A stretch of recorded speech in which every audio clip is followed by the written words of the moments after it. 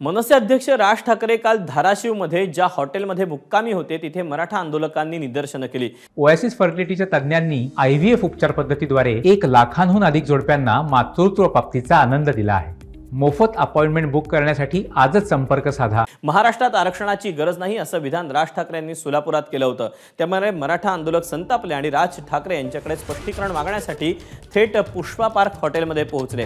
काही वेळानं राज स्वतः खाली आले आणि खोलीत येऊन चर्चा करा, इथं अजिबात घोषणाबाजी करायची नाही असं म्हटलं। आंदोलकांना ही भाषा अरेरावीची वाटली, त्यामुळे ते राज यांच्याशी चर्चा न करता हॉटेलच्या प्रवेशद्वारावर गेले आणि पुन्हा घोषणा देऊ लागले। त्यानंतर तब्बल 2 तासांनी राज ठाकरेंनी आंदोलकांची चर्चा केली।